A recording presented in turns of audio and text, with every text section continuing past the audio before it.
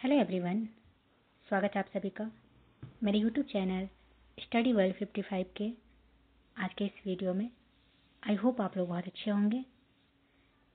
तो फ्रेंड्स, इस वीडियो में हम एसएससी फेज 13 का 28 जुलाई का सेकंड शिफ्ट के क्वेश्चन का डिस्कस करने वाले हैं।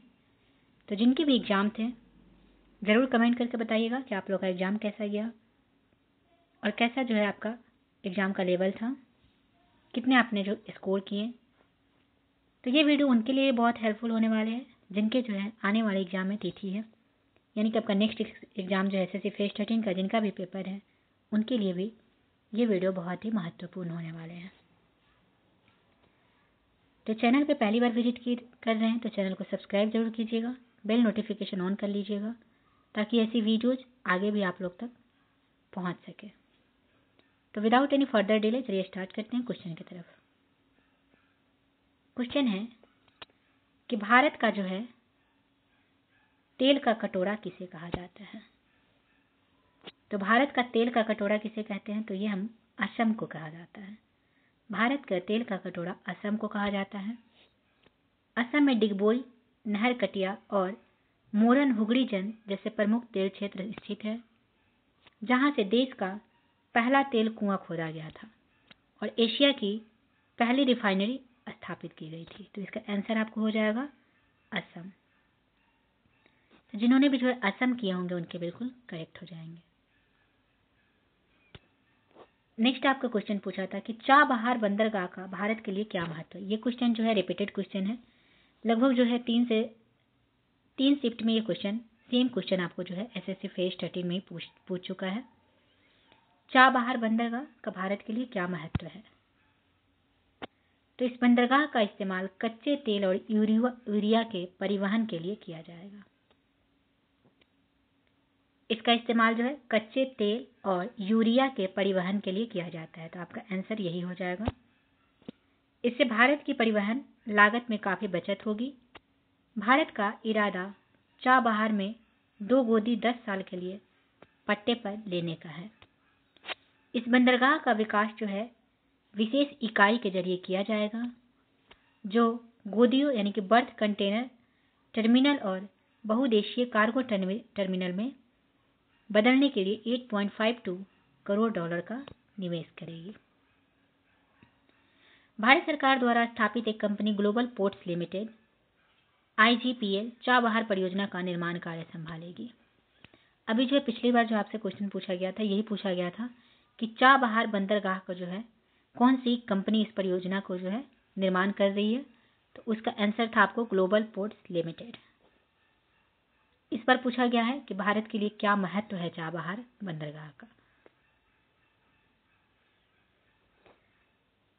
नेक्स्ट क्वेश्चन है कि the item fell fall of means, fell fall of जो है इसका मतलब क्या होता है। तो the item fell fall means to come into conflict और डिसएग्रीमेंट विद समवन और something or to incur their disapproval or anger. It suggests that one's actions or decisions have led to a negative consequences, often involving a clash or disagreement. The God of Small Things के लेखक कौन है। तो इसके लेखक है अरुंधति राव। तो the God of small things के लेखक कौन है, इनके लेखक है अरुंधति राय जो है इनके लेखक है। तो जिन्होंने भी अरुंधति राय किए होंगे उनके करेक्ट हो जाएंगे। अरुंधति राय प्रतिष्ठित लेखिका है जिन्होंने the God of small things लिखा है। यह उपन्यास भारत के केरल राज्य की पृष्ठभूमि पर आधारित है। सेम क्वेश्चन जो आपके पिछले शिफ्ट में भी पूछे गए थे, आज ही के जो है फर्स्ट शिफ्ट में same question the God of small things के लेखक कौन है पूछा गया था और इन्हें कौन सा पुरस्कार मिला है ये भी क्वेश्चन जो आपसे पूछा गया है। तो यह उपन्यास जो है भारत के केरल राज्य की पृष्ठभूमि पर आधारित है और इसमें पारिवारिक संबंधों की जटिलता, सामाजिक मान्यताओं और भारतीय समाज में जाति व्यवस्था के प्रभाव को गहराई से दर्शाया गया है।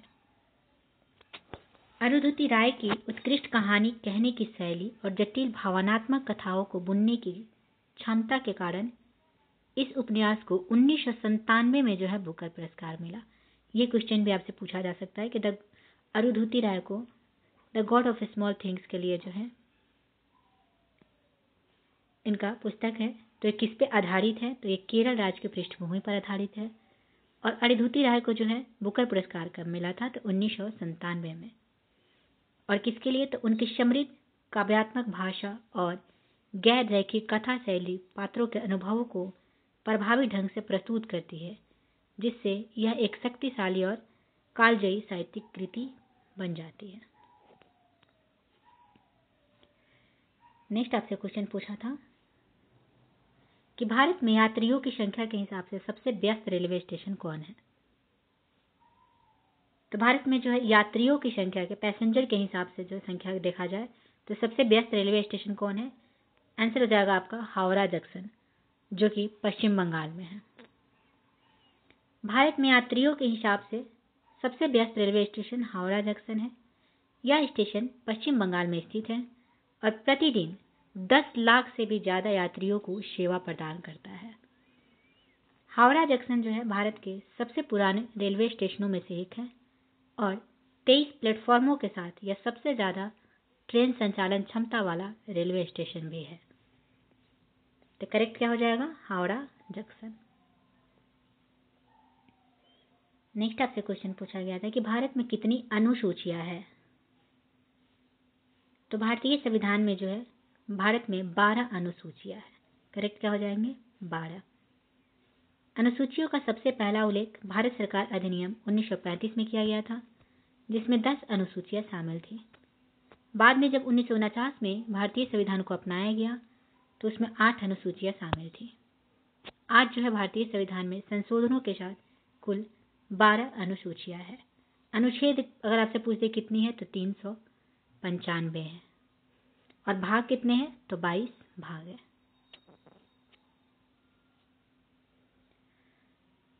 नेक्स्ट आपका क्वेश्चन है कि अंतर राज्य परिषद की क्या कार्य है? अंतर राज्य परिषद यानी कि इंटर स्टेट काउंसिल का मुख्य काम जो है केंद्र और राज्यों के बीच सहयोग को बढ़ावा देना और संघीय ढांचे को मजबूत करना। तो आंसर आपका क्या हो जाएगा? इसका क्या कार्य है? तो केंद्र और राज्यों के बीच में सहयोग को बढ़ावा देना और संघीय ढांचे को जो है मजबूत करना। यह परिषद केंद्र और राज्यों के बीच उत्पन्न होने वाले विवादों को सुलझाने, नीति निर्माण में सहयोग करने और सामान्य हित के मुद्दों पर विचार विमर्श करने के लिए एक मंच प्रदान करती है। नेक्स्ट आपसे क्वेश्चन पूछा गया था what is the synonym of 45? 45 का जो है सिमिलर मीनिंग पूछा गया था। तो what is the synonym of 45? Answer आपका हो जाएगा toughen. Toughen is the correct answer. 45 strength mentally और फिजिकली, इसका मतलब क्या होता है? तो समवन हु इज मेंटली और physically. Example, they hardly fortified the village with barricades of cards. Toughen में क्या होता है? तो मेक और बिकम टफर और स्ट्रॉन्गर। नेक्स्ट क्वेश्चन आपसे पूछा था कि वर्तमान में राष्ट्रीय मानवाधिकार आयोग का अध्यक्ष कौन है? तो राष्ट्रीय मानवाधिकार आयोग के वर्तमान अध्यक्ष है न्यायमूर्ति वी राम सुब्रमण्यम। करेक्ट क्या हो जाएंगे? वी राम सुब्रमण्यम इसके करेक्ट आंसर हो जाएंगे। नेक्स्ट, खिलजी वंश के समय किसका आक्रमण हुआ था? तो मंगोलों का। खिलजी वंश के समय जो है मंगोलों का आक्रमण हुआ था। विशेष रूप से अलाउद्दीन खिलजी के शासनकाल में मंगोलों के कई आक्रमण हुए, जिन्हें उसने सफलतापूर्वक जो है विफल किया। नेक्स्ट, निम्न में से कौन सा त्योहार भगवान राम के 14 वर्ष के वनवास को पूरा करने के बाद उनके अयोध्या वापस आने की याद में मनाया जाता है? करेक्ट आंसर हो जाएगा दिवाली। दिवाली ऐसा त्योहार है जो कि भगवान राम के 14 वर्ष के वनवास को पूरा करने के बाद जब वो अयोध्या वापस आए थे तो उनकी याद में मनाई जाती है। तो जिन्होंने भी जो दिवाली की होंगे, दीपावली, वो करेक्ट हो जाएंगे। दिवाली रोशनी का एक त्योहार है और हिंदुओं, जैनियों और सिखों द्वारा मनाए जाने वाले प्रमुख त्योहारों में से एक है। त्योहार आमतौर पर 5 दिनों तक चलता है और हिंदू माह कार्तिक के बीच जो है मनाया जाता है या अक्टूबर और मध्य नवंबर के बीच में मनाए जाते हैं। दिवाली मुख्य रूप से भगवान राम द्वारा लंका में राक्षस रावण को हराने और 14 वर्ष के वनवास को पूरा करने के बाद अपने राज्य अयोध्या में वापसी के लिए मनाया जाता है। नेक्स्ट, भारतीय रिजर्व बैंक आरबीआई द्वारा रेपो दर में कटौती करने का मतलब क्या है? तो भारतीय रिजर्व बैंक आरबीआई द्वारा रेपो दर में कटौती करने का मतलब है मौद्रिक नीति में ढील देना, जिसका उद्देश्य अर्थव्यवस्था में तरलता बढ़ाना और विकास को बढ़ावा देना है। तो करेक्ट क्या हो जाएंगे? तो रेपो दर का जो है कटौती करने का मतलब क्या है? तो मौद्रिक नीति में ढील देना। नेक्स्ट आपका क्वेश्चन है, the national rehabilitation centre NRC का मुख्यालय कहाँ है? तो एनआरसी जिसका फुल फॉर्म होता है national rehabilitation centre in India, headquarter is located in, इसका मुख्यालय कहाँ? New Delhi. New Delhi is the correct answer. तो जिन्होंने भी न्यू दिल्ली किए होंगे उनका बिल्कुल सही हो जाएगा। नेक्स्ट आपसे क्वेश्चन पूछा था कि राष्ट्रीय ग्रामीण आजीविका मिशन, तो राष्ट्रीय ग्रामीण आजीविका मिशन जो है, जिसे अब दीनदयाल अंत्योदय योजना बोलते हैं, तो राष्ट्रीय ग्रामीण आजीविका मिशन के रूप में जाना जाता है। यह जो है कौन से मंत्रालय के द्वारा संचालित किए जाते हैं? पूछा था क्वेश्चन आपके, राष्ट्रीय ग्रामीण आजीविका मिशन जो है, जिसे दीनदयाल अंत्योदय योजना बोलते हैं, ये कौन से मंत्रालय के द्वारा संचालित किए जाते हैं? तो ये जो है आपके ग्रामीण विकास मंत्रालय के द्वारा संचालित किए जाते हैं। करेक्ट क्या हो जाएंगे? ग्रामीण विकास मंत्रालय। यह एक गरीबी का उन्मूलन कार्यक्रम है। इसका उद्देश्य ग्रामीण क्षेत्रों में गरीबी को कम करना है, विशेषकर महिलाओं के लिए, उन्हें स्वयं सहायता समूहों में संगठित करके और विभिन्न वित्तीय और आजीविका सेवाओं तक पहुंच प्रदान करके। तो आंसर आपका क्या हो जाएगा? ग्रामीण विकास मंत्रालय। तो ये रहे आज के 28 जुलाई के जो है एसएससी फेज 13 का सेकंड शिफ्ट के कुछ क्वेश्चंस। तो आई होप आप लोगों ने जो जितने भी अभी तक मैंने जितने भी कराए हैं उसमें से आप लोगों का जो है करेक्ट होगा। किसके जो है कितने नंबर जो है सही आ रहे हैं बिल्कुल कमेंट करके बताइएगा। तो चलिए मिलते हैं नेक्स्ट वीडियो में। Thank you very much.